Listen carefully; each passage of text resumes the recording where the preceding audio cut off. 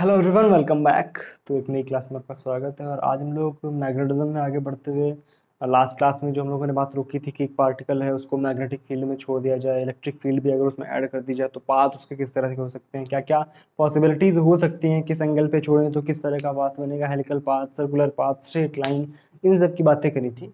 आज हम लोग अब आगे बढ़ते हुए जब हम लोगों ने ये देखा कि एक पार्टिकल है उसको मैग्नेटिक फील्ड में छोड़ा था, ठीक है, तो उसमें फोर्स लग रहा था। ओके, एक बार देखो क्या था। मान लो हमारे पास ये एक पार्टिकल था क्यू, ठीक है। यहाँ मैग्नेटिक फील्ड कुछ इस तरह का था, है ना, इस तरह से मान लो है, ठीक है। इसको हमने वेलोसिटी इस तरफ को दे दी, ठीक। तो क्यू वी क्रॉस बी जब करेंगे तो उस पर फोर्स इस तरफ को लगेगा, तो पार्टिकल इस तरह से मूव कर जाएगा। फिर यहाँ इस तरह से लगेगा तो इस तरह से मूव कर जाएगा। तो यहाँ पे उस पर कुछ इस तरह से सर्कुलर पाथ आ रहा था। मतलब मैग्नेटिक फील्ड में एक चार्ज पार्टिकल पर फोर्स लगता है। यहां से हमने ये निष्कर्ष निकाला कि अगर कोई चार्ज पार्टिकल मैग्नेटिक फील्ड में है तो उस पर एक फोर्स लगता है। उस फोर्स को हमने कैलकुलेट करके निकाल लिया था कि वो फोर्स आ रहा था क्यू वी क्रॉस बी के बराबर, है ना। इससे निकाला था हमने। ओके, इसका मतलब ये है कि बहुत ध्यान से अगर सोचो तो इस मैग्नेटिक फील्ड में अपन अगर एक वायर रख दें, एक करंट कैरिंग वायर रख दें जिसमें करंट आई फ्लो कर रही हो, तो एक्चुअल में जब करंट फ्लो करती है तो उसका तात्पर्य क्या होता है कि अगर किसी वायर में करंट फ्लो कर रही है, उससे हम ये निष्कर्ष निकालते हैं कि उस करंट कैरिंग वायर में चार्जेस फ्लो कर रहे हैं या इलेक्ट्रॉन्स फ्लो कर रहे हैं। मतलब अगर ये करंट कैरिंग वायर है, इसमें करंट इस तरफ को फ्लो कर रही है, ये आई की डायरेक्शन है, तो इलेक्ट्रॉन्स के फ्लो की डायरेक्शन क्या होगी, ये तो हम जानते हैं, बेसिक सी बात है कि अगर किसी करंट कैरिंग वायर में जो करंट की डायरेक्शन अगर ये है तो उसके अपोजिट इलेक्ट्रॉन्स फ्लो करते हैं। इसका मतलब ये है कि यहाँ पर जो हमने करंट कैरिंग वायर एक मैग्नेटिक फील्ड में रखा हुआ है, इसमें इलेक्ट्रॉन्स फ्लो कर रहे हैं। एक बहते हुए चार्ज पर, एक चलते हुए चार्ज पर, एक दौड़ते हुए चार्ज पर मैग्नेटिक फील्ड की वजह से फोर्स लगता है, ये हमने जाना। इसका मतलब क्या है, इस तार पर भी चूंकि उसमें इलेक्ट्रॉन्स फ्लो कर रहे हैं तो इलेक्ट्रॉन्स पर फोर्स लगेगा। इसका मतलब उस तार पे फोर्स लगेगा, उस तार पे जो नेट फोर्स लगेगा उसकी कैलकुलेशन हम कर सकते हैं। किस तरह से करेंगे, देखो ध्यान से। तो हम क्या निकाल रहे हैं, force on a current carrying wire, current carrying wire in a magnetic field, in a magnetic field, ठीक है। तो ये करंट कैरिंग वायर था, मान लो इसको हमने मैग्नेटिक फील्ड में रख दिया। कुछ मोटा सा बना लो ताकि देखने में आपको समझ आए, ठीक है। ये मान लो मैग्नेटिक करंट कैरिंग वायर था, ठीक। इसकी लेंथ मान लो हमने कुछ एल ले ली, इसका क्रॉस सेक्शनल एरिया मान लो हमने ए ले लिया। मान लो इसमें एन इलेक्ट्रॉन्स फ्लो कर रहे थे, ठीक है। तो हम जानते हैं कि इन टोटल इलेक्ट्रॉन्स पे जो नेट फोर्स लगेगा एफ इज इक्वल टू, वो क्या होता है, क्यू वी बी, ठीक है। क्योंकि जो वी है वो बी के परपेंडिकुलर, वी इस तरफ भाई इलेक्ट्रॉन, सॉरी, अगर करंट इस तरफ है, इलेक्ट्रॉन इस तरफ है, इलेक्ट्रॉन्स अगर इस तरफ है और मैग्नेटिक फील्ड अंदर की तरफ, वी क्रॉस बी परपेंडिकुलर है, यानी q v B, net force क्या लगेगा, क्यू वी बी, क्योंकि एंगल कितना है 90 degree. Okay, is q net charge. Net charge का मतलब क्या है, टोटल चार्ज जो होगा वो लिखेंगे। इसका मतलब क्या है, टोटल चार्ज कितना है ई, लेकिन इलेक्ट्रॉन्स कितने हैं एन। बात ध्यान समझना, टोटल चार्ज कितना लिखेंगे, देखो टोटल इलेक्ट्रॉन्स हैं एन, एक चार्ज पर इलेक्ट्रॉन्स है ई, ठीक है। एन क्या है, number of electrons, number of electrons per unit area, number of electrons per unit area, ठीक है। तो अगर या number of electrons per unit volume, ठीक है, sorry, number of electrons per unit volume, number of electrons per unit volume. तो अगर n number of electrons है एक यूनिट वॉल्यूम में, तो इस पूरे तार का वॉल्यूम कितना है, इस पूरे तार का वॉल्यूम कितना है, a इंटू एल, ये है इसका वॉल्यूम। तो अगर n इलेक्ट्रॉन्स यूनिट वॉल्यूम में है तो इतने वॉल्यूम में कितने होंगे, NaL।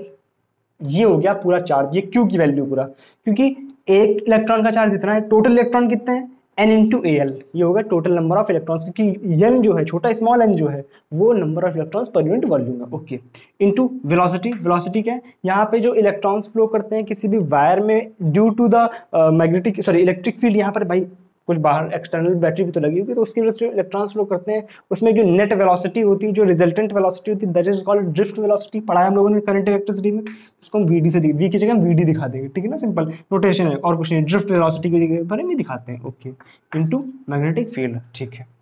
ये आ गया हमारे पास फोर्स की वैल्यू। ओके, ये बात अपने को समझ आ गई।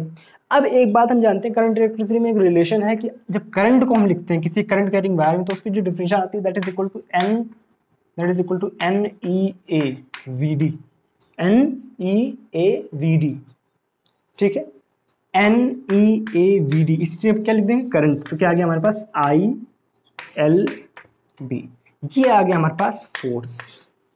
इस करंट कैरिंग वायर में जिसमें करंट की वैल्यू आई है, जिसमें इसकी लेंथ एल है, उसको अगर बी मैग्नेटिक फील्ड में रख देते हैं, उस पर जो नेट फोर्स लगेगा that will be I L B या I B L. This will be the magnitude of the force, this will be the magnitude of this force. अगर इसको हम एक डिस्क्रिप्टिव फॉर्म में लिखना चाहें, इसको अगर हम डिस्क्रिप्टिव फॉर्म में लिखना चाहें तो कुछ इस तरह से लिखेंगे, देखो ध्यान से, कि F इज इक्वल टू, या इसका हम अगर वेक्टर फॉर्म लिखना चाहें, F इज इक्वल टू इसको कुछ इस तरह लिखते हैं, आई इंटीग्रेशन डीएल क्रॉस बी, ये होता है इसका vector form.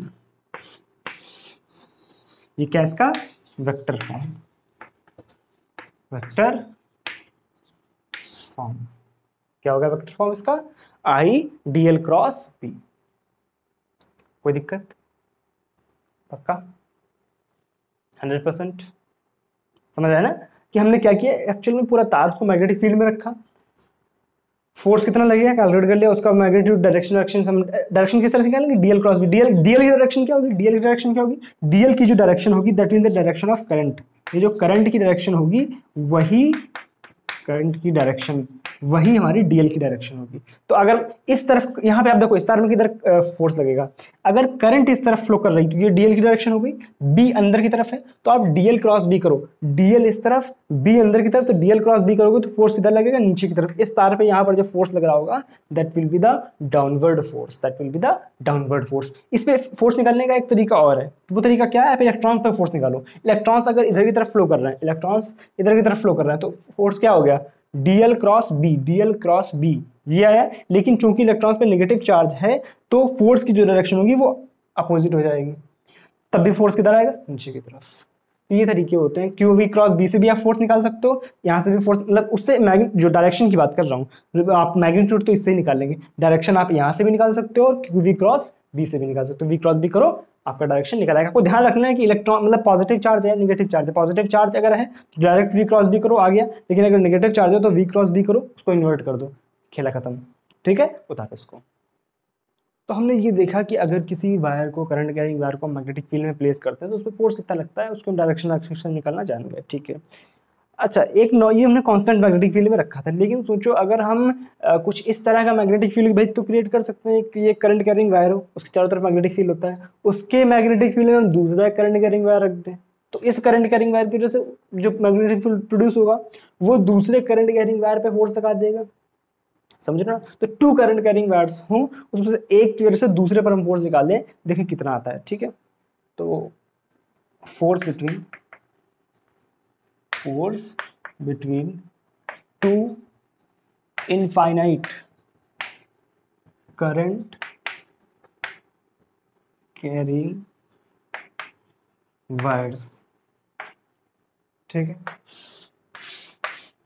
Force between two current carrying wires. Okay, मान लो एक करंट कैरिंग वायर ये था, एक करंट कैरिंग वायर ये था, कुछ ये इन्फिनिटी तक है। ठीक है, इन्फिनिटी तक है, ये दोनों इन्फिनिटी तक है। एक में करंट फ्लो कर रही है I1, दूसरे में करंट फ्लो कर रही है I2। ठीक है, दोनों एक दूसरे से स्मॉल d डिस्टेंस पर रखे हुए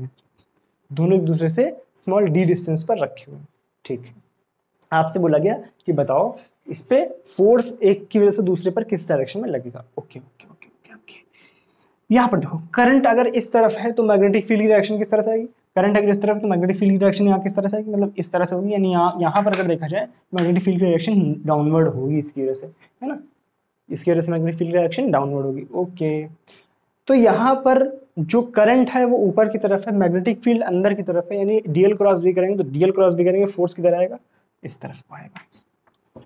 सिमिलरली यहाँ पर इसकी वजह से देखो, अब I2 वाली ये वाला जो वायर है ये कहाँ, इस तरफ को मैग्नेटिक फील्ड कहाँ प्रोड्यूस करेगा, तो देखो क्या यहाँ पर जो मैग्नेटिक फील्ड प्रोड्यूस होगा ऊपर की तरफ प्रोड्यूस होगा, इसकी वजह से इस तरफ जो मैग्नेटिक फील्ड प्रोड्यूस होगा वो ऊपर की तरफ होगा, क्या वो ऊपर की तरफ होगा, और ऊपर की तरफ होगा तो इस वाले वायर पे ऊपर की तरफ अगर मैग्नेटिक फील्ड है, ऊपर इधर की तरफ अगर करंट है, तो आप ध्यान से देखो तो DL cross B, DL cross B करोगे, डीएल क्रॉस बी करोगे तो करंट की डायरेक्शन किधर आएगी, इस तरफ को आएगी, सॉरी फोर्स की डायरेक्शन किस तरफ आएगी, इधर आएगी। ये इस पे फोर्स, ये इस पे फोर्स, यानी दोनों जो तार हैं वो आपस में एक दूसरे को अट्रैक्ट करेंगे, तो हमें बस एक की वजह से दूसरे पर फोर्स निकालना है। तो फर्स्ट ऑफ ऑल करेंगे क्या, इसकी वजह से यहाँ पर हम मैग्नेटिक फील्ड कैलकुलेट करेंगे।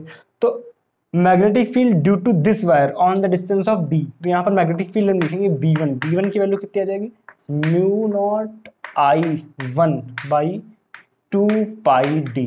मैग्नेटिक इनफाइनाइट अगर हमारे पास करंट कैरिंग वायर है तो उसकी वजह से मैग्नेटिक फील्ड हम जानते हैं mu naught I by 2 pi R होता है। आई की जगह पर I1 और आर की जगह पर डी हमने पुट कर दिया। ओके, तो दूसरे वाले पे जो नेट फोर्स लगेगा वो क्या लगेगा, F इज इक्वल टू या F21 इज इक्वल टू लिख लो, ठीक है, इसको कर लो F2 due to 1, F1 due to 2, ठीक है। तो F21 कितना आ जाएगा, ध्यान से देखो, तो होता है I2 B1L, IBL होता है, IL भी होता है, तो I2 B1L, L यहाँ पर क्या है, किसी एक लेंथ के लिए। अब चूंकि यहाँ पर लेंथ तो इन्फिनिटी है, इस वजह से L को हम इधर भेज देंगे तो हम बोल देंगे कि फोर्स पर यूनिट लेंथ, क्या बोल देंगे, फोर्स पर यूनिट लेंथ। तो F21 अपॉन L, इस वजह से हम, क्योंकि यहाँ पर लेंथ इन्फिनिटी है तो हम टोटल इन्फिनिटी के लिए अगर हम फोर्स निकालेंगे तो इन्फिनिटी आ जाएगा फोर्स, ठीक है ना। इस वजह से हम पर यूनिट लेंथ के लिए फोर्स निकालेंगे, तो that will be equal to I2 into B1, तो क्या आ जाएगा, B1 की वैल्यू क्या है, ये mu naught I1 by 2 pi D into I2, ठीक है। ये होता है हमारे पास, या इसी को हम लिख सकते हैं F12 by L, but direction दोनों की अपोजिट होगी। तो म्यू नॉट क्या लिख देंगे, सिंपल, अगर हम दोनों को F लिखना चाहें, F21 is equal to F12, F by L magnitude wise लिख रहे हैं, डायरेक्शन वाइज तो अपोजिट होंगे, ठीक है। F बाई एल is equal to mu naught by 2 pi into I1 I2 by D into I1 I2 by D. This will be the force per unit length between these two infinite current carrying wires, between these two infinite current carrying wires. क्या बात clear है, देख लो एक बार, कोई समस्या, दो हमारे पास infinite current carrying wires है, दोनों के बीच में हमने फोर्स निकाल लिया। अच्छा चलिए, तो बिल्कुल सिंपल सा सिनेरियो था कि हमने यहाँ पर एक वायर रखा, उसकी वजह से हमने दूसरा वायर रखा, दूसरे वायर पर पहले वायर की वजह से जो मैग्नेटिक फील्ड प्रोड्यूस हुआ तो उसकी वजह से हमने उसका फोर्स निकाल लिया। ओके ओके ओके ओके, मान लो इसी में हम क्या बोल रहे हैं कि हमारे पास एक करंट कैरिंग वायर था, इसमें करंट आई फ्लो कर रही थी, इनफाइनाइट मान लो या कुछ लेंथ का मान लो, कैसे मान लो, ठीक है, इनफाइनाइट मान लो, ठीक है, इनफाइनाइट मान लो। इसके पास में हमने एक लूप रख दिया इस तरह से, इसके पास में हमने एक लूप रख दिया इस तरह से, ठीक है। आपसे बोला गया कि बताओ इस लूप में अगर करंट I2 फ्लो कर रही है, इस लूप में अगर करंट I2 फ्लो कर रही है, तो बताओ इस पर नेट फोर्स कितना लगेगा इस वायर की वजह से। इसमें I1 था, इसमें I2 था। अब सोचना पड़ेगा, क्या करना पड़ेगा, सोचना पड़ेगा। देखो ध्यान से, यहां पर इस जगह पर इस वायर के जो मैग्नेटिक फील्ड होगा वो किधर होगा, डाउनवर्ड। ये बात समझ आ रही है, यहाँ पर जो मैग्नेटिक फील्ड होगा that will be the downward, ठीक है। यहाँ पे करंट I2 है, यहाँ पर करंट I2 है। अब देखो सब में I2 है, यहाँ पर करंट जो है ऊपर की तरफ है, मैग्नेटिक फील्ड नीचे की तरफ है, L क्रॉस बी करोगे, फोर्स इधर की तरफ आएगा, ठीक है। यहाँ पर आ जाओ, यहाँ पर आ जाओ, ध्यान से देखो, करंट नीचे की तरफ है, करंट नीचे की तरफ, मैग्नेटिक फील्ड अंदर की तरफ है, L क्रॉस बी करोगे, फोर्स इधर की तरफ आएगा, ठीक है। यहाँ पर आ जाओ, करंट इधर की तरफ, मैग्नेटिक फील्ड अंदर की तरफ, फोर्स इधर आएगा ऊपर की तरफ, ठीक है। यहाँ पर आ जाओ, करंट इधर की तरफ है, कुछ गड़बड़ किया क्या, हाँ, करंट इधर की तरफ है, तो करंट इधर की तरफ है और मैग्नेटिक फील्ड अंदर, तो डीएल क्रॉस भी करोगे, फोर्स किधर आएगा, नीचे। आपको लग रहा होगा कि यहाँ पर तो सारे फोर्सेस आपस में एक दूसरे को कैंसिल आउट कर देंगे, खेला खत्म, फोर्स कितना आ जाएगा, 0। लेकिन ये बिल्कुल ही गलत आंसर है। क्यों, सुनो मेरी बात ध्यान से। मान लो ये डिस्टेंस यहाँ से यहाँ तक की तुम्हें दी गई है a, और इस जो लूप रखा हुआ है, स्क्वायर लूप है, इसकी लेंथ मान लो L दी गई है, ठीक है। तो बहुत ध्यान से देखो, पहले इन दोनों जो साइड्स हैं इनकी बात करते हैं, पहले इस वाले साइड की बात करते हैं। तो यहाँ पर जब हम फोर्स लिखेंगे तो क्या लिखते हैं, आई बी एल लिखते हैं, है ना, आई एल भी लिखते हैं। तो आई एल इसकी एल ही रहेगी। बी जब लिखेंगे, जब हम बी लिखेंगे तो बी क्या है, इस वाले वायर की वजह से इस डिस्टेंस पर मैग्नेटिक फील्ड। तो इस डिस्टेंस में मैग्नेटिक फील्ड कितना आएगा, इस डिस्टेंस में म्यू नॉट आई बाई 2 पाई, ये डिस्टेंस कितनी है, ए, म्यू नॉट आई बाई 2 पाई ए। अच्छा, अब इस वायर की वजह से यहां पर जब हम फोर्स लिखेंगे तो कितना आएगा, mu naught sorry I two L और बी। यहां पर जो मैग्नेटिक फील्ड लिखेंगे, यहां पर जो मैग्नेटिक फील्ड लिखेंगे वो कितना आएगा, म्यू नॉट आई बाई 2 पाई, और यहां से यहां तक की डिस्टेंस कितनी, ए प्लस एल। अब वो ध्यान से देख, तो ये फोर्स आई टू एल तो दोनों में सेम है, लेकिन मैग्नेटिक फील्ड दोनों के लिए अलग अलग है। इसकी वजह से यहाँ पर मैग्नेटिक फील्ड अलग और इसकी वजह से यहाँ पर मैग्नेटिक फील्ड अलग है। इस वजह से ये दोनों फोर्सेस आपस में इक्वल नहीं है। ये वाला फोर्स बड़ा है, ये वाला फोर्स बड़ा है, और ये वाला फोर्स छोटा है। यानी इन दोनों साइड्स पर जो नेट फोर्स आएगा उसकी डायरेक्शन तो ये आएगी। अब बात करते हैं ऊपर नीचे वाले फोर्सेस की वजह से। देखना ध्यान से, वो ध्यान से देखना। इसको समझने के दो तरीके हैं, आप एलिमेंट लेके भी समझ सकते हो, डायरेक्ट भी समझ सकते हो। डायरेक्ट कैसे समझेंगे, देखो ध्यान से। मान लो हमने किसी भी एक, यहाँ पर किसी भी एक दूरी पर, मान लो कुछ a प्लस एल बाई 2, आधी दूरी पर, मिड पॉइंट पर, यहाँ से मिड पॉइंट पर, इस वाले पॉइंट पर हमने देखा, तो फोर्स की डायरेक्शन क्या है, ऊपर की तरफ। ये तो हमने देख लिया फोर्स की डायरेक्शन क्या है, कहाँ है, फोर्स की डायरेक्शन का ऊपर की तरफ। ओके, फोर्स की डायरेक्शन ऊपर की तरफ। फोर्स का मैग्नीट्यूड क्या आएगा, इस वाले फोर्स का मैग्नीट्यूड क्या आएगा, I two L into B. B क्या है यहाँ के लिए, बी क्या है यहाँ के लिए, यहाँ के लिए जो बी लिखेंगे, इस वाली डिस्टेंस के लिए जो बी आएगा वो आएगा mu naught I by 2 pi A plus L by 2, A plus L by 2। बहुत ध्यान से देख, तो यहाँ से इस वाले वायर की वजह से जब इसके भी मिड पॉइंट पर हम मैग्नेटिक फील्ड लिखेंगे तो यहाँ पर जो मैग्नेटिक फील्ड आएगा वो सेम ही आएगा, mu naught I by 2 pi A plus L by 2। और जो फोर्स आएगा इस पॉइंट पर वो भी सेम आएगा, I two B L into this magnetic field, तो इसकी वजह से यहाँ पर जो फोर्स लग रहा होगा ऊपर की तरफ, सेम फोर्स यहाँ पर लग रहा होगा नीचे की तरफ। ये दोनों फोर्सेस आपस में एक दूसरे को कैंसिल आउट कर लेंगे। सिमिलरली यहाँ के जो सारे फोर्सेस लग रहे होंगे भाई, अलग अलग मैग्नेटिक फील्ड की वजह से अलग अलग मैग्नीट्यूड हो गए फोर्सेस के, कोई जरूरी नहीं सारे सेम हो। उसी तरह से यहाँ पर भी सेम ही मैग्नीट्यूड के फोर्सेस लगे भाई। इसकी वजह से जितना यहाँ पर फोर्स लग रहा है, मान लो वो F1 है, तो उतनी ही डिस्टेंस यहाँ पर जो मैग्नेटिक फोर्स लग रहा होगा वो भी सेम होगा। ये सारे फोर्सेस सेम नहीं होंगे, यहाँ पर सेम डिस्टेंस का फोर्स, यहाँ पर सेम डिस्टेंस का फोर्स, दोनों आपस में इक्वल होंगे और दोनों एक दूसरे को कैंसिल आउट कर देंगे। तो यहाँ के जो फोर्सेस होंगे आपस में एक दूसरे को, मतलब एक दूसरे को क्या, यहाँ का ये वाला, यहाँ का ये वाला, यहाँ का ये वाला, यहाँ का ये वाला, ये वाला आपस में इसके जो एकदम संलग्न वाले कंपोनेंट होंगे ये एक दूसरे को कैंसिल आउट कर देंगे। तो ये वाले जो फोर्सेज होंगे यहाँ से खत्म हो जाएंगे, बचेंगे क्या, केवल ये फोर्स और ये फोर्स। नेट फोर्स क्या करेंगे, this force minus this force, यानी दिस फोर्स, यहाँ वाला फोर्स क्या था ये, और यहाँ वाला फोर्स क्या था ये, यानी नेट फोर्स जो आएगा वो क्या आ जाएगा, mu naught I by 2 pi bracket के अंदर 1 by A minus 1 by A plus L. This is the net force on this current carrying loop due to this wire. क्या बात समझ आई, ये फोर्सेस कैंसिल आउट क्यों हुए, क्या समझ आया, ठीक है। इस तरह से हम फोर्सेस को कैलकुलेट करते हैं, ठीक है। कोई समस्या, पक्का 100%, ठीक, उतारो। तो ये जो फोर्स हमने सीखा है F is equal to I L B, इसका एक बहुत बेहतरीन एप्लीकेशन होता है जिसको हम लोग रेल्स प्रॉब्लम के टाइप में समझते हैं। ये कोई रेलगाड़ी वाली प्रॉब्लम नहीं है, ये एक तरह से जो रेल की पटरी जिस तरह से होती है उस तरह की एक प्रॉब्लम हम लोग क्रिएट करते हैं। चला जा, आपसे नहीं, मैं अक्षर से बोल रहा था। तो रेल प्रॉब्लम्स,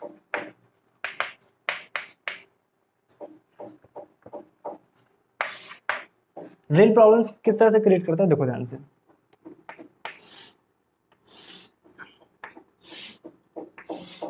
ये कुछ दो मतलब एक तरह से बोला जाए तो कंडक्टिंग आपकी मासलेस, फ्रिक्शनलेस, मासलेस तो बोल सकते, सॉरी फ्रिक्शनलेस बोलेंगे, मासलेस नहीं बोलेंगे, ऐसा समझ लो। ये आपकी कंडक्टिंग फ्रिक्शनलेस रेल्स हैं, फ्रिक्शनलेस रॉड्स, जिनको हम रेल्स बोल रहे हैं, ठीक है। ये ठीक है, ये एक एक्सटर्नल सर्किट से जुड़ी हुई है इस तरह से, जोड़ दिया। इसके ऊपर एक कंडक्टिंग रॉड और रखी हुई है इस तरह से, ये कंडक्टिंग रॉड है, ठीक है। और ये पूरा का पूरा सेटअप एक एक्सटर्नल मैग्नेटिक फील्ड में रखा हुआ है।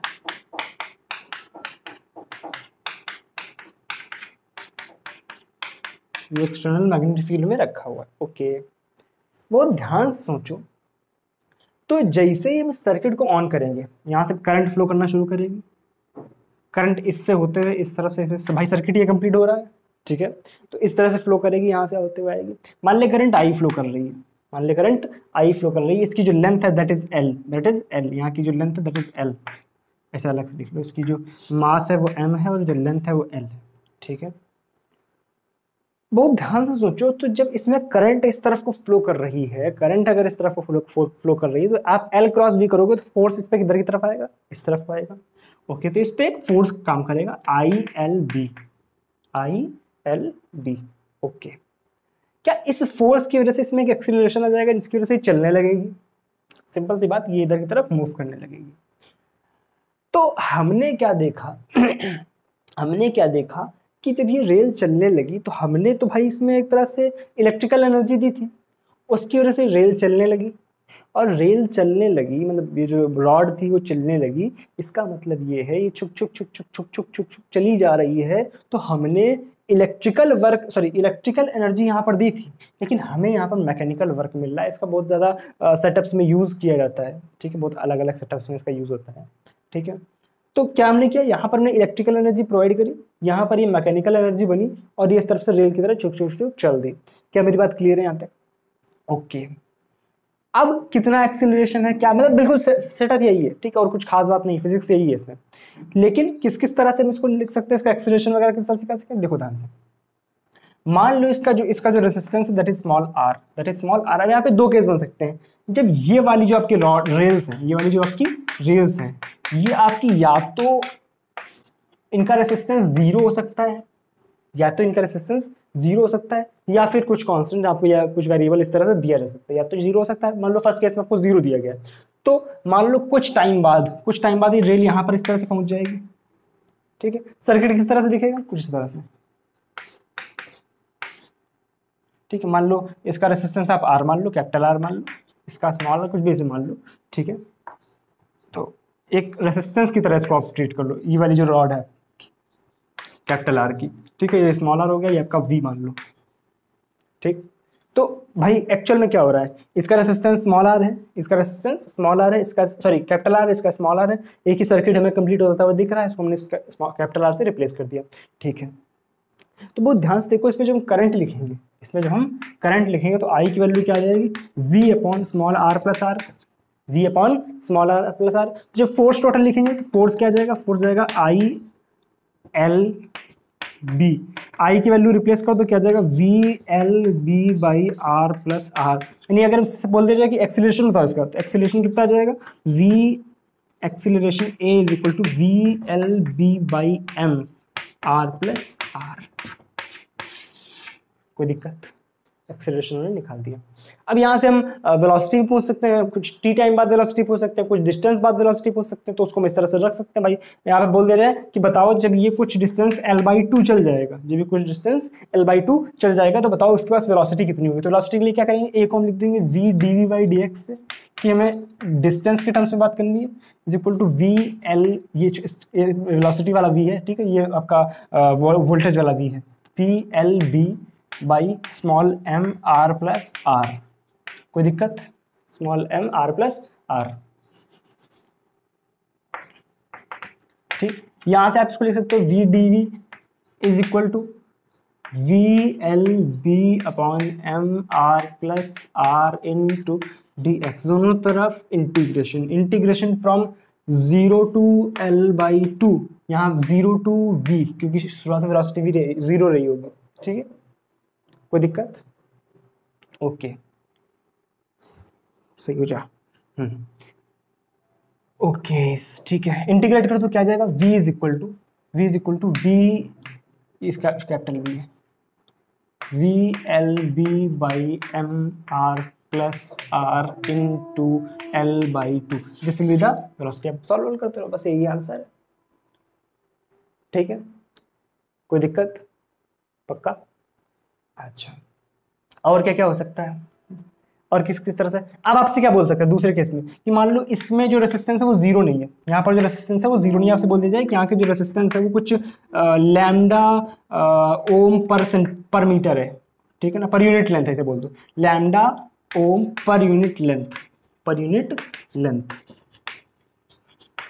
अच्छा, अब आपसे बोल दीजिए बताओ वेलोसिटी कितनी होगी, वो ध्यान देखो, जब ये L/2 चल जाएगा, भाई L/2 वाला सवाल बोल दिया गया मान लो, ठीक है, तो L/2 जब चल गया होगा तो उस टाइम पे ये भी तो भाई सर्किट किस तरह का दिख रहा होगा, यहाँ पे L/2 तो पहुंच गया, तो ये जो चीज, ये जो रॉड यहाँ पर आ गई L/2 पर, ठीक है, तो ये जो चीज इसमें एक्स्ट्रा ऐड हुई है, ये जो रेसिस्टेंस, भाई इसके पास अब रेसिस्टेंस, पहले क्या था, इसका रेसिस्टेंस नहीं था तो हम कंसिडर कोई दिक्कत नहीं हो रही थी, कहीं भी आप इसको भगाओ इसमें रेसिस्टेंस पे कोई फर्क नहीं पड़ रहा था, लेकिन अब इसके पास रेसिस्टेंस है, अब इसके पास रेसिस्टेंस है, तो lambda ohm per unit length है, तो यानी इस इतनी लेंथ का रेसिस्टेंस कितना हो जाएगा, लैम्डा L/2, तो लैम्डा L/2 यहाँ पर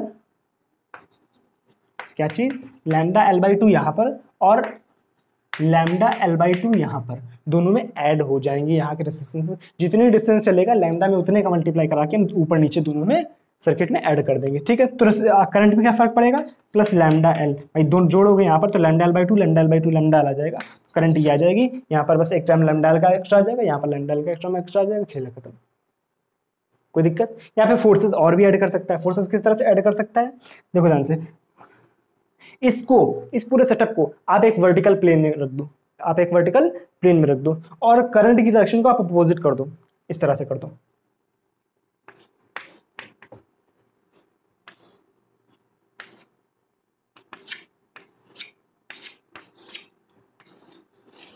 ठीक है, पूरा मैग्नेटिक फील्ड में रखा हुआ है ये, ठीक है, और करंट की डायरेक्शन ये है, भाई वो बैटरी इस तरफ को, ठीक है, दिख रहा है, लेट मी चेक,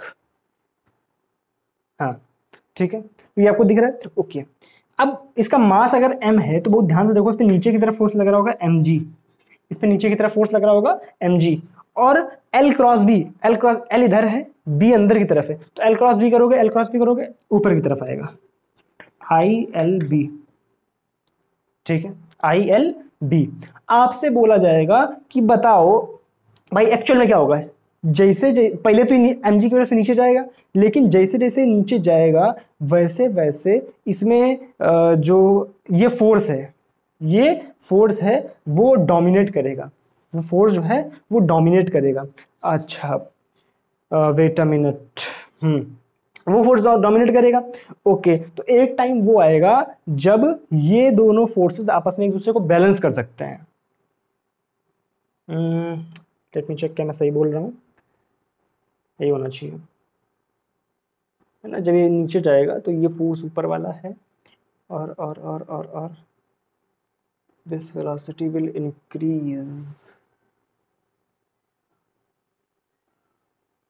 है ना, तो एक टाइम वो आएगा जब ये वेलोसिटीज आपस में, मतलब ये जो फोर्सेस हैं आपस में एक दूसरे को बैलेंस कर लेंगे और ये सब कांस्टेंट वेलोसिटी से कुछ इस तरह से नीचे जाना चाहेगा, तो आपसे वहां पर टर्मिनल वेलोसिटी के बारे में भी बात हो सकती है। तो आप क्या क्या सोच सकते हो इसके बारे में, क्या क्या कठिन सोच सकते हो, उसको सोचने का प्रयास करो, ये सिर्फ एक सोच का खेल है। आप यहाँ पे करंट की डायरेक्शन अपोजिट भी कर सकते थे, आपकी यहाँ पे करंट की डायरेक्शन को अपोजिट भी कर सकते थे, तो उसकी वजह से क्या होगा, फिर दोनों फोर्स साथ में काम करेंगे, तो यहाँ पर एक टर्म mg वाला भी एक्स्ट्रा आएगा, जब ये फोर्स हम यहाँ पर लिखेंगे तो mg प्लस IBL लिखेंगे, क्या लिखेंगे, mg प्लस IBL, तो वहां पर हमारे पास अलग इक्वेशन बनेगी, वेलोसिटी का एक अलग इक्वेशन आएगा, आप उसको सॉल्व करोगे, ठीक है, बात समझ आ रही है, कोई दिक्कत? पक्का? ये होती है रियल प्रॉब्लम्स, मतलब किस तरह से हम इसका यूज कर सकते हैं, इसका अभी जब क्या कहते हैं कि हम लोग EMT में, सॉरी EMI में, ठीक है, इलेक्ट्रोमैग्नेटिक इंडक्शन में कुछ इस तरह के प्रॉब्लम्स आते हैं, हम लोग इसमें भी कर सकते हैं, हालांकि मान लो इस तरह का कुछ एक गोला है, ठीक है, यहाँ पर एक इस हम लोग करेंगे इस तरह के प्रॉब्लम्स, ठीक है, यहाँ पे रेल लगी हुई है, इसको हम एक्सटर्नल सर्किट से जोड़ देते हैं, ठीक है, इसको हम एक्सटर्नल सर्किट से जोड़ देते हैं इस तरह से, ठीक है, कुछ इस तरह से जोड़ देते हैं, तो ये यहाँ से जब इसमें करंट फ्लो करती है, यहाँ पे बैटरी लगी होती है, तो जब इसमें करंट फ्लो करती है तो ये रॉड घूमती है, ये रॉड यहाँ पर ऐसे घूमती है, उसका भी यूज वगैरह हम कर सकते हैं, ठीक है, इस तरह के प्रॉब्लम्स भी हम बना सकते हैं, ठीक है, ऐसी वर्मा वगैरह में भी इस तरह के प्रॉब्लम्स दिए गए हैं शायद, ठीक है, तो चलो इसको उतारो, फिर आगे बात करते हैं। अगली जो चर्चा हम इसमें करते हैं वो करते हैं मैग्नेटिक मूवमेंट पे, किस पे, मैग्नेटिक मूवमेंट, ठीक है, क्या है इसको थोड़ा समझने की कोशिश करता है। जनरली फिजिकली लोग इसको फील नहीं करते हैं। मैग्नेटिक मोमेंट क्या होता है? मैग्नेटिक मोमेंट देखो जैसे जिस तरह से हम लोग क्लासिकल मैकेनिक्स में कभी कभी मोमेंटम की बातें करते हैं। मोमेंटम मतलब किस तरह से हम लोग आइडिया लगाते हैं कि P is equal to M into V, यानी मास और वेलोसिटी के रिस्पेक्ट में कुछ बातें करते हैं कि मास जितना ज़्यादा होगा मोमेंटम उतना ज़्यादा होगा, वेलोसिटी जितनी ज़्यादा होगी उतना ज़्यादा उसका मोमेंटम होगा।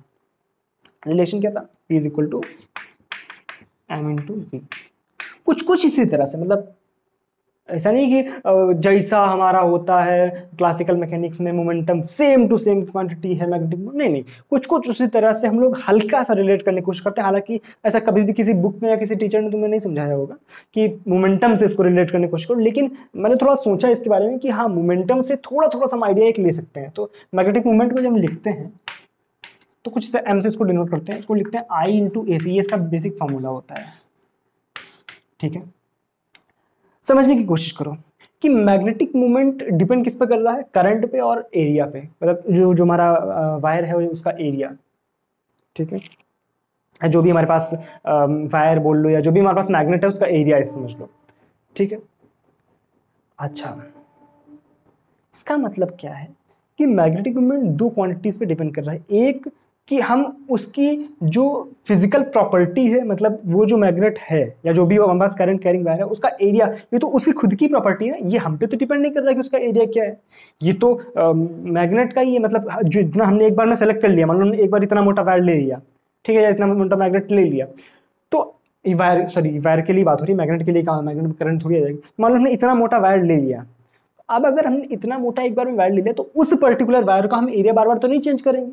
तो कुछ कुछ इसी तरह की बात है कि हमने एक बार जितना जितना बड़ा पार्टिकल ले लिया, जितने मास का पार्टिकल ले लिया, उसका मास बार बार चेंज नहीं करेंगे, लेकिन उसमें करंट हम कितनी दे रहे हैं या इधर हम उसको वेलोसिटी कितनी दे रहे हैं ये तय हम खुद कर सकते हैं। ये एक तरह से हम खुद डिपेंड तय करेंगे कि उसमें करंट कितनी है, इधर हम बात करें इसमें वेलोसिटी कितनी है।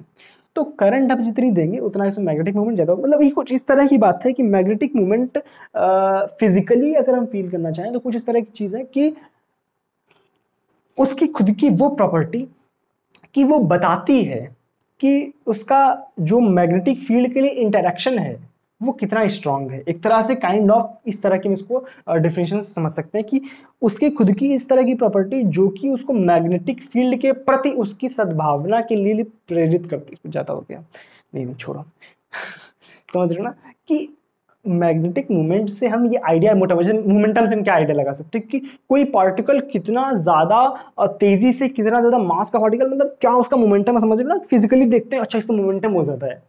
तो अगर इसे समझो कि हमने एक पार्टिकल, एक कॉइल को, यहाँ पे वायर का बेसिकली तो नहीं समझो वायर का, तो क्या एरिया यहाँ पर जो होता है जनरली हम बात करते हैं एरिया ऑफ लूप, आई समझो एरिया ऑफ लूप। ठीक है, इस तरह का मान लो एक लूप है, तो इसमें करंट आई फ्लो कर रही है और इसका area, this is the area. यहाँ पे हम तार की मोटाई से नहीं समझे तो ज़्यादा अच्छा है, हमने मान लो ये लूप बनाया है, ठीक है, ऐसा समझो। ठीक है, तो ये मैग्नेटिक फील्ड के प्रति कितना ज़्यादा एक्टिव है, this is called kind of magnetic movement. ये इसका फिजिकल थोड़ा थोड़ा सा फील है कि मैग्नेटिक फील्ड में मान लो इसको अगर सोचो एरिया ज़्यादा होगा तो मैग्नेटिक फील्ड के प्रति ये ज़्यादा तेजी से जल्दी जा सकता है। ठीक है, करंट ज़्यादा होगी तो मैग्नेटिक फील्ड के लिए मान लो हमने इसको अभी आगे बात करेंगे, जो मैं समझाना चाह रहा हूँ टॉर्क से आपको ज़्यादा अच्छे से समझ आएगी। मैग्नेटिक फील्ड मूवमेंट जितना ज़्यादा होगा टॉर्क उतना ही ज़्यादा लग सकता है उस पर। ठीक है, तो ये बेसिक सी बात थी मैग्नेटिक मूवमेंट की। ओके, अब अलग अलग सिस्टम्स के लिए अलग अलग तरह से मैग्नेटिक मूवमेंट कैलकुलेट करते हैं। ठीक है, जस्ट सेकेंड, हल्की सी, अब जो सुबह का मौसम है उसमें गर्मी का जो एडिशन है वो हो रहा है, तो गर्मी के एडिशन से सुबह जो होती है दोपहर में परिवर्तित होती है, हम लोग इस तरह से बातें करते हैं। ठीक है, अच्छा ओके, ये बात अपन ने कर ली।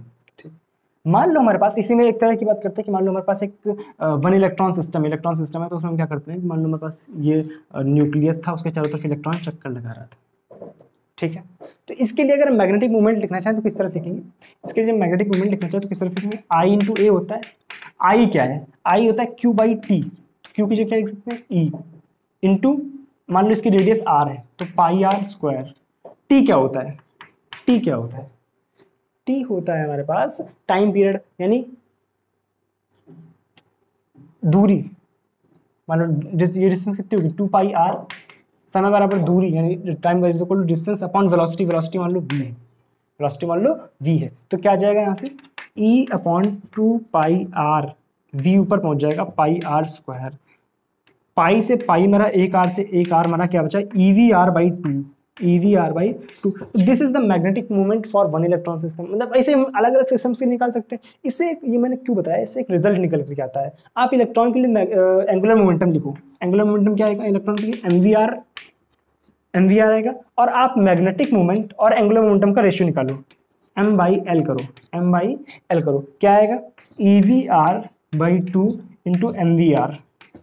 ठीक है, VR से VR कैंसल आउट हो गया, बचा क्या E/2m, E/2m।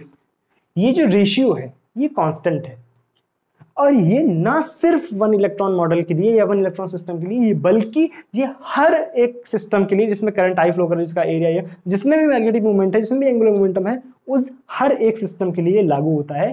क्या चीज, यहां पर तो E है, यहां पर चार्ज E था, लेकिन अगर चार्ज Q है तो M/L जो होगा magnetic moment upon angular momentum, इनका जो रेशियो होगा that will be equal to Q/2m, Q/2m। इसको आप एक स्टैंडर्ड रिजल्ट के फॉर्म में याद रखेंगे, जो कि आपको बहुत ज़्यादा हेल्प करेगा, बहुत ज़्यादा हेल्प करेगा मैग्नेटिक मोमेंट के प्रॉब्लम्स को सॉल्व करने में।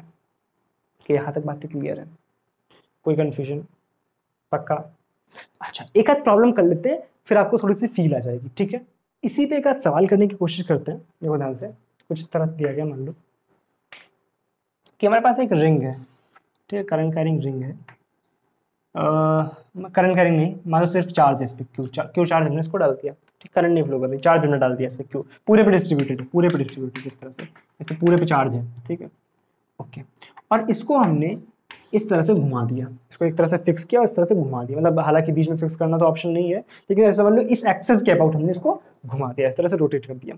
तो एक तरह से यहाँ चार्ज ही तो मूव कर रहा है, और चार्ज जब मूव करता है तो क्या हम करंट की बातें करते हैं, और जब करंट की बातें कर रहे हैं, चार्ज ये मूव कर रहा है, अच्छा भाई तो बताओ इसका मैग्नेटिक मोमेंट क्या होगा, तो इसका मैग्नेटिक मोमेंट क्या होगा, ठीक है, चलो कैलकुलेट करते हैं। एम क्या होता है, आइए आपका छोड़ो, ठीक है, तो आई क्या है, I is equal to Q/T into A, मान लो इसकी रेडियस r थी, तो पाई आर स्क्वायर, ठीक है, Q/2πr इंटू वेलोसिटी v मान लो, ठीक है, इंटू पाई आर स्क्वायर, या मान लो इसमें हमें दिया गया है कि वो ओमेगा से रोटेट कर रहा है, तो टी को हम किस तरह से लिखते हैं, 2π/ओमेगा, टी को क्या लिखते हैं 2π/ओमेगा, तो इसको हटाओ, आर हटाओ, सीधे 2π/ओमेगा लिख दो, 2π/ओमेगा लिखेंगे तो ये आ जाएगा, एक पाई से एक पाई गया, क्या आ गया Q⍵r²/2, ये आ गया हमारे पास मैग्नेटिक मोमेंट। कोई दिक्कत? निकालने का एक डायरेक्ट तरीका, और क्या डायरेक्ट तरीका, हम जानते हैं कि मैग्नेटिक मोमेंट और एंगुलर मोमेंटम का रेशियो क्या होता है, Q/2m, ठीक है। मैग्नेटिक मोमेंट हमें निकालना है, एंगुलर मोमेंटम कितना होगा इसका, वो निकालने के लिए हम क्या करेंगे, m is equal to Q/2m into angular momentum. Angular momentum क्या होता है, L is equal to I omega, L is equal to क्या होता है I ओमेगा, और I क्या होता है रिंग के लिए mr², तो L क्या आ गया mr² ओमेगा, m ने m को मार दिया, क्या बचा Q⍵r²/2। ध्यान से देखो सेम रिजल्ट आया है। छोटे सवालों में तो लगभग दोनों प्रोसेस सेम रहे, लेकिन बड़े सवाल जब करोगे तो ये प्रोसेस आपको बहुत ज्यादा हेल्प करेगा। आपको मोमेंट ऑफ इनर्शिया अगर याद है, ठीक है, सिस्टम्स का, तो मान लो यहीं भी आपको दिया जाए कि बताओ एक सॉलिड स्फीयर है, या सॉलिड बोल के आप बोल दो, हाँ ठीक है चलो, स्फेरिकल शेल मान लो, कुछ भी मान लो स्फेरिकल शेल है, स्फेरिकल शेल है, ठीक है, और ये अपनी एक्सिस के अबाउट, इस एक्सिस के अबाउट मान लो रोटेट कर रहा है ओमेगा से, ठीक है। अब आपसे बोल दिया गया कि बताओ इसके लिए कि हम मैग्नेटिक मोमेंट किस तरह से निकालेंगे। अब आपको करना क्या है, स्फेरिकल शेल के लिए मैग्नेटिक मोमेंट अगर याद है तो डायरेक्ट यहाँ पर आप मैग्नेटिक मोमेंट के लिए रिलेशन रखो, क्या होता है स्फेरिकल शेल के लिए 2/5 mr², यही होता है ना 2/5 mr², कि 2/3 होता है, मुझे खुद भी कंफ्यूजन हो जाता है। ठीक है 2/3 होता है शायद। ठीक है इसको चेक कर लेना एक बार, 2/3 होता है। ठीक है तो 2/3 mr², बस रख दो, आंसर आ जाएगा। ठीक है यहाँ रखना है कल 2/3 mr² into omega into Q/2m। Answer क्या है Q/2m into 2/3 mr² into omega. Hence prove नहीं करना, सिर्फ यही आंसर है। ठीक है ये चलो चेक कर लेना। ठीक है खुद चेक कर लेना एक बार कि इसका मोमेंट ऑफ इनर्शिया क्या होता है, कंफर्म ये इसको चेक करना, यहाँ पे डाउट है। ठीक है मुझे भी डाउट है। ठीक है चेक करना, मुझे याद नहीं एग्जैक्टली 2/3 था या 2/5 था। ठीक है एक बार चेक करना। ओके बहुत दिन से ध्यान देखो नहीं तो दिमाग से निकल जाता है। ठीक है तो ये थी moment of moment of inertia नहीं, मैग्नेटिक मोमेंट की बातें। ठीक है हमने आज क्या क्या सीखा, हमने सीखा कि अगर किसी वायर को हम मैग्नेटिक फील्ड में रखते हैं तो उस पर फोर्स ILB किस तरह से लगता है, कितना लगता है, मतलब उसकी डायरेक्शन किस तरह से निकालते हैं। एक वायर की वजह से दूसरे वायर पे कितना फोर्स लगता है, एक वायर की वजह से अगर हम एक लूप रख दें तो उस पर किस तरह से फोर्स लगेगा, क्योंकि हमने एक वायर की वजह से वायर पर सीखा तो लूप पे भी निकाल सकते हैं। फिर हमने मैग्नेटिक मूवमेंट की बातें करी, एक इंपॉर्टेंट रिजल्ट देखा Q/2m is equal to M/L वाला। इससे हम काफी ज्यादा इजिली प्रॉब्लम्स को सॉल्व कर सकते हैं। ठीक है तो उम्मीद है आपको बात समझ आ गई होगी, सारी की सारी है ना, तो वो बात समझ आ गई होगी। या बात बात में गाने आ जाते हैं। ठीक है जब अंदर हो ना, आप बचपन से, चलो अपनी तारीफ क्या करना है, मजाक था। ठीक है तो चलो अब मिलेंगे अगली क्लास में। अगर कोई डाउट हो तो नीचे कमेंट सेक्शन में लिख देना। ठीक कोई भी डाउट हो नीचे कमेंट सेक्शन आपके लिए खुला हुआ है, टेलीग्राम ग्रुप पे भी आकर के आप बता सकते हो अपनी प्रॉब्लम्स को। ठीक है चलो मिलेंगे अब अगली क्लास में, तब तक के लिए अपना ख्याल रखो, पढ़ाई करो अच्छे से। मिलता है, thank you so much, bye.